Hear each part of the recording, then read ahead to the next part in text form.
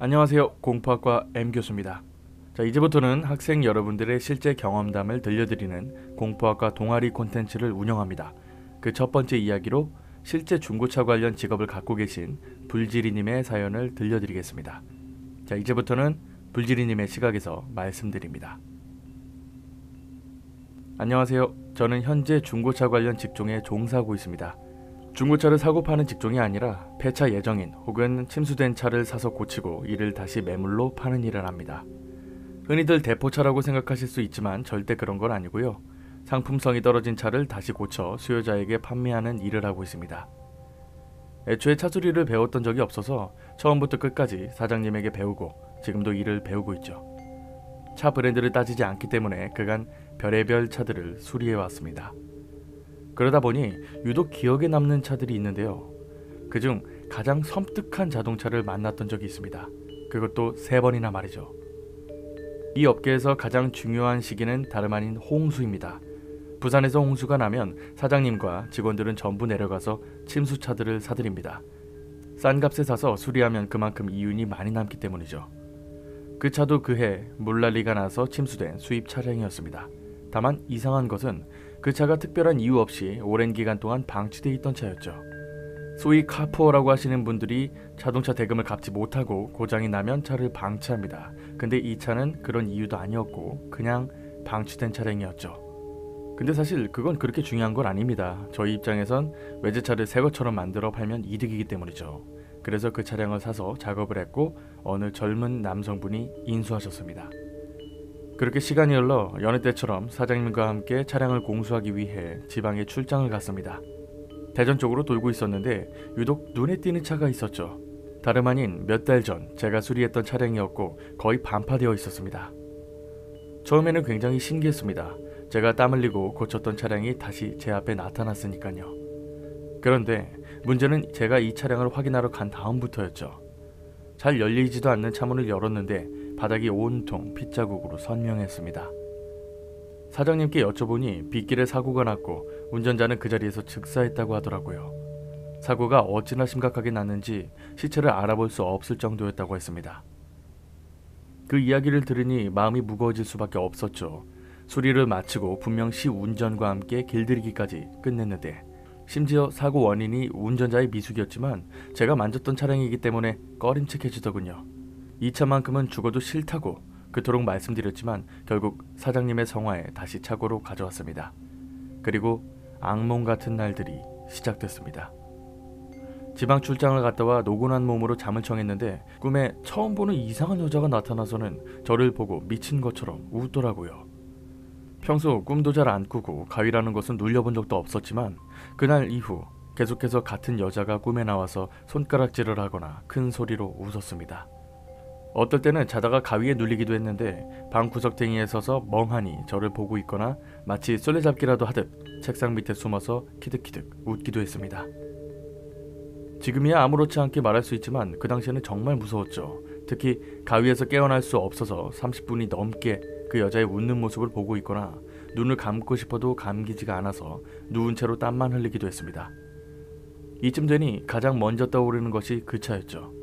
그런데 이상한 것은 분명 사망자는 남자였는데 계속해서 여자가 나타난다는 것이었죠. 어디 가서 말도 못하는 상황이라 혼자 끙끙 앓다가 결국 차일피일 작업을 미뤘던 그 차를 작업하기 시작했습니다. 어찌나 섬뜩하던지 작업하는 내내 조명을 환하게 비추고 음악을 들으면서 작업했죠. 그리고 작업이 완료된 그 다음날 차는 판매됐습니다. 다들 아실만한 브랜드고 젊은 분들에게 인기가 많은 시리즈라 바로 팔렸죠. 정말 다행인 것은 차가 인수되고 나서 더 이상 그 여자는 꿈에 나오지도 않았고 가위에 눌리지도 않았습니다. 매일을 공포에 떨며 지냈지만 이제는 나오지 않으니 금방 평범한 일상으로 돌아왔습니다. 그렇게 시간이 흘러 여자친구와 결혼 준비로 한창 바쁠 때쯤 사장님의 호출이 있었습니다. 그리고 또 그 차가 제 앞에 나타났죠. 보통 사장님이 구매를 해서 오시는데 그날은 먼저 내려가시고 저를 따로 부르셨습니다. 사장님은 차 안에서 아무 말도 안 하시고 저와 차를 번갈아 보실 뿐이었습니다. 제 첫 마디는 대표님 안 돼요 였습니다. 그리고 다음 말이 나오기 전에 사장님은 샀다 라고 하셨고요. 이 정도면 사장님이 못된 놈일 것처럼 보이지만 사실 이 바닥에서 이 차종은 없어서 못 구합니다. 다른 중고차 어플이나 시장에서 내놓은 차량보다 훨씬 싼 가격이고 부품만 순정이 아닐 뿐 성능 면에서는 다른 인증 차량들에 비해 떨어지지 않거든요. 정말 답답했습니다. 사장님한테 이 차 고치다 귀신한테 시달렸다, 이 정도로 사고가 많이 난 차면 폐차하는 게 답이다 라고 말하고 싶었지만 솔직히 직장 상사한테 귀신 나온다고 말하는 게 정말 어렵습니다. 그리고 또다시 악몽 같은 나날들이 시작됐습니다. 이제는 그 여자가 멀찍이 서 있는 것이 아니라 침대 앞까지 와 있거나 가위에 눌려 눈을 뜨자마자 허연 얼굴을 들이미는 등 영화에서나 봤던 일들이 현실에서 벌어졌죠. 근데 그거 아시나요? 계속해서 가위에 눌리거나 시달리면 무서움이 점점 빡침으로 바뀝니다. 그 여자가 얼굴을 제 눈앞에 갖다 놓은 날 출근하자마자 사장님을 찾았습니다. 미친놈이라고 해도 상관없다는 생각으로 그간의 일들을 낱낱이 고했죠. 그런데 한참을 말없이 쳐다보시더니 대뜸 해장국을 먹으러 가자고 하시더군요. 설마 나더러 나가라는 건가 싶기도 했지만 당최 해결 방법이 없는 상황이라 그냥 따라 나섰습니다. 근데 소주도 같이 시켜서는 해장국은 입도 안 대고 술만 드시더군요. 그리고 나지막히 말씀하셨습니다. 그 차 귀신 들린 차라고.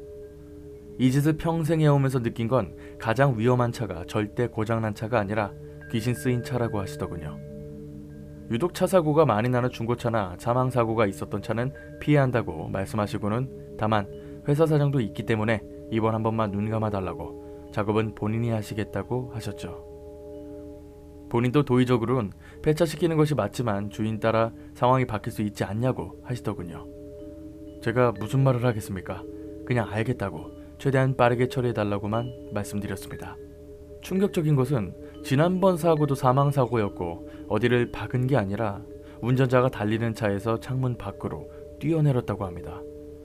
삼키던 소주를 뱉으며 재차 물어봤지만 사장님은 더 이상 말씀은 없으셨습니다. 그리고 작년 겨울 그 차가 또다시 팔렸습니다. 1년 가까이 되는 시간 동안 아직까지는 그 차를 본 적이 없습니다. 보고 싶지도 않고요.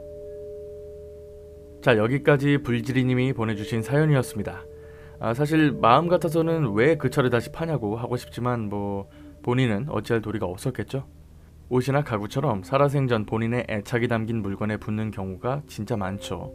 그 때문에 사람이 죽으면 그 사람의 물건을 태우기도 하고요. 자동차는 그 어떤 물건보다도 사람의 소유 욕심이 많은 물건입니다. 때문에 자동차에도 귀신이 들릴 수 있겠죠.